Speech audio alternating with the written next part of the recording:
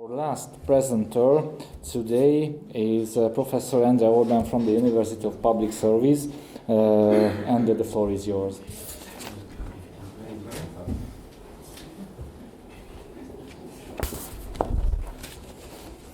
Thank you very much, Mr. Chairman, dear colleagues, ladies and gentlemen. Well, as Norbert said, it is really difficult to be the last presenter. It's even more difficult to be the last commentator. So thank you very much for the invitation. Also apologies for being late from this conference. I saw the topics were very broad and very interesting. And I'm also very happy that I heard a lot of concepts that I think are very important regarding the topic, such as pluralism, plurality, which can be construed further like constitutional pluralism as well. And in this regard, I would like to reflect especially on the third chapter of Norbert's paper, which deals especially with the so-called identity disputes and the European side of the identity questions. This is a seemingly new topos in the Hungarian or generally in the European legal space as well, not just the Hungarian scholarship. But what we can actually observe if we check the case of the Court of Justice of the European Union, that even earlier it has existed since the beginnings. So if we checked a few cases like the Omega Spielhallen, I think that is the most important case or one of the famous cases. I think that latently, all the time, constitutional issues have been accepted by the Court of Justice of the European Union. It is true that especially after the Lisbon Treaty, a lot of publications and a lot of decisions have appeared regarding this topic, but even earlier, the traces can be found.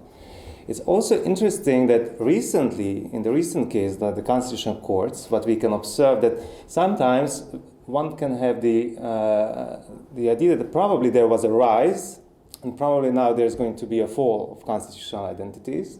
Because what we can see with the German jurisprudence and also the last decision of the Constitutional Court of Hungary, it seems that the sovereignty discourse seems to prevail over the constitutional identity. So I don't want to keep my presentation at such an abstract level, basically, but also the text I need to refer on tackles a lot of very abstract terms, as you also heard in the presentation, like the relationship between identity, sovereignty, values, and symbols. So now I would like to reflect on the European aspect that Norbert mentions in the text, relying on the Court of Justice and saying that it doesn't have an exhaustive jurisprudence concerning the terms of identity. And I was wondering, why can this be? Why the Court of Justice doesn't have an exhaustive jurisprudence regarding identity or constitutional identity. If it's a constitutional identity, actually we could say that, okay, then I finish my presentation because there is no case law specifically on constitutional identity. Because as we know, the Treaty on the European Union uses the term national identity, and also the Advocates General has always tried to convince the court to use constitutional identity. Up to now, there is no, the court did not accept the position to equalize the two concepts. But what Professor Triba also mentions, or quotes, is Michael Rosenfeld, and I brought you a quote from Rosenfeld. He says that constitutional identity is an essentially contested concept, as there is no agreement over what it means or refers to. Or as Norbert mentioned, identity is never finished. I think that was the concept that you wrote on the slides. So in this regard, I think that the term identity is basically a risk.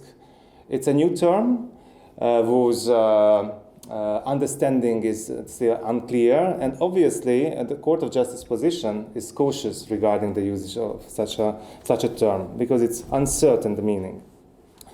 Also, the second factor what makes the Court of Justice uncertain or cautious regarding the concept is the fact that constitutional courts started to use in many member states the term of constitutional identity, like identity constitutionnelle and so on and so forth, we can find in many different jurisdictions.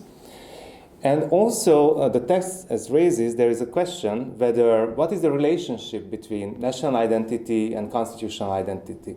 What is the part of the other concept? And if we check textually, the text says, Article 4.2, that it protects the national identities inherent in the constitutional structures of the member state. So it looks like as national identity forms part of the constitutional identity. So the constitutional identity looks the bigger term in this regard. Now, parallel with the constitutional courts, as I mentioned, the Court of Justice doesn't use constitutional identity, but what it makes, it uses the national identity, and it does so when it is asked to do it. So as it's a court, it obviously makes a decision if it is asked to do it. And what we can see that after the Lisbon Treaty, there are more and more decisions and even more advocate general opinions which are using the concepts, even in very tricky ways. For example, to justify the locus standi, for example, of a region in a procedure. So if we go further and if we agree that this is a risky concept because the meaning is uncertain, its meaning is uncertain, then the Court of Justice can take different kind of strategies, can use different kind of strategies to cope basically with the risk. One strategy is to eliminate the risk.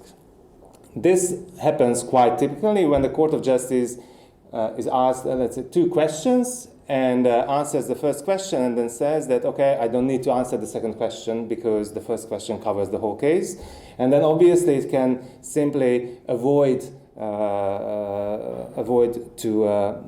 to tackle the issue of identity if that was posed. That happened, for example, in the Weiss case or the Tarico case. There is another question, other possibility how to cope with the issue. This is transferring the risk.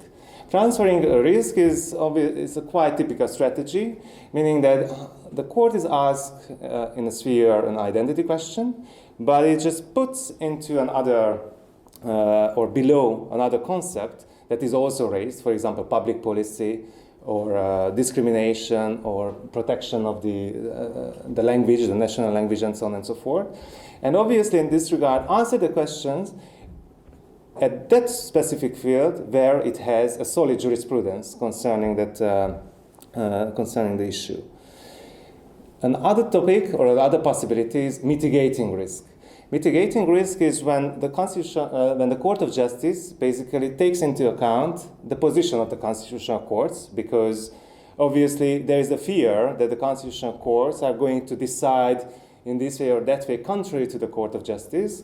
And what we can see that in many cases, for example in the Wittgenstein, so typically in those cases with the right to a name, where the Court of Justice take into account the identity, in those cases, it always invoked also the opinion of the relevant constitutional court.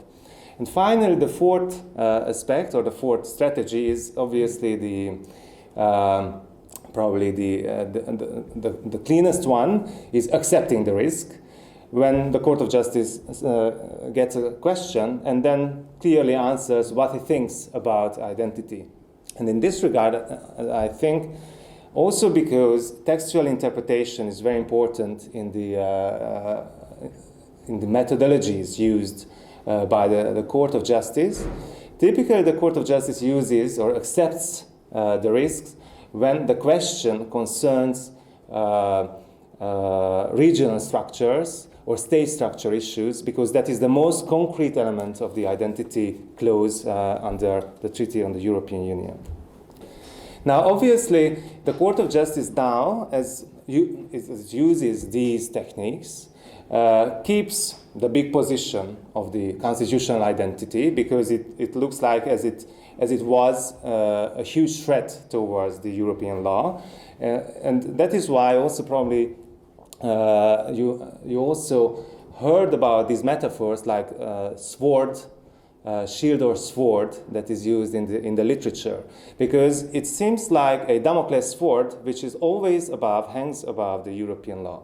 Now, if the European Court of Justice would start to domesticate the term, for example, by bringing under the national identity, that would basically change also this type of huge risk from the Damocles sword into a Pandora's box, opening up many questions, and obviously then maybe a sort of very robust jurisprudence could appear.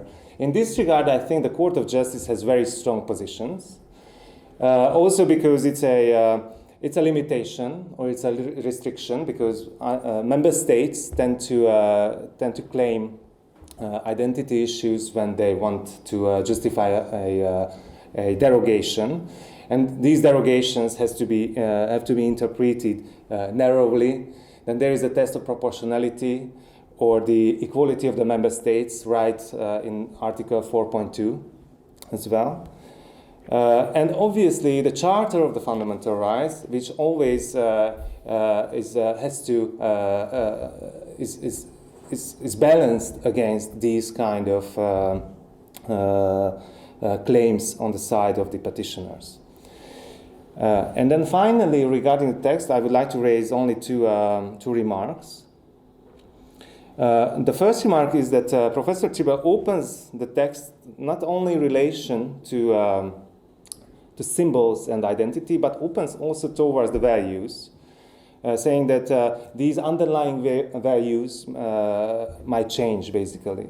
But in this regard, I think Article 2 of the Treaty on the European Union is quite concrete, and also the jurisprudence of the Constitutional Court of Hungary in decision number 2/2019, which said that obviously with the parallel system there is no problem, because the two normative systems are based on a common set of values. So I think in this regard, I would narrow basically the research agenda in this regard, because the value system, I think is common.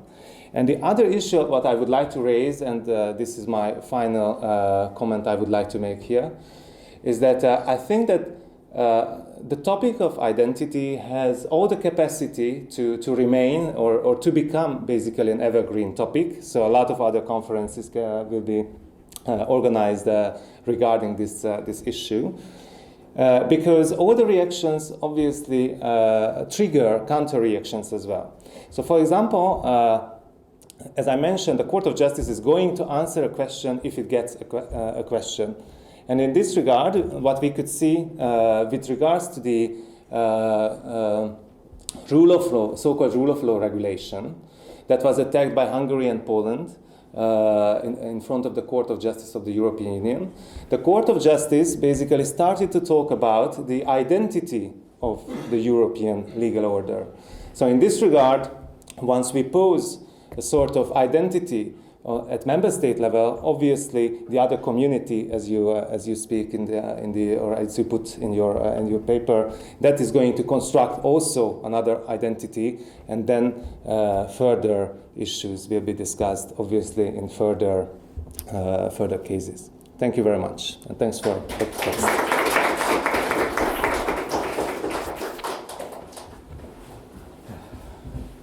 Thank you very much. According to the schedule, this would be the place for discussion, but we have run out of time, so this discussion won't take place this time. We will have time only for the closing remarks. As for the closing remarks at the end of this conference, it is my honorable task to give these closing remarks, as the conference was a bit long and you all deserve a rest. I wouldn't be too lengthy. I would like just to thank all of the participants, both the members of the research group and the invited co-speakers, for their willingness to give presentations and for the participation in this conference. I think the scientific content of this event was of a very high quality, and I am glad to have been part of it. I am obliged to announce that after this conference, even here, there will be some pictures of photo will be taken of us, the members of the Profinet members, so please stay for a while here. As for the professors, for the participants, thank you for the presentations. As for the audience, thank you for attending the conference, and I officially close this conference. Thank you very much.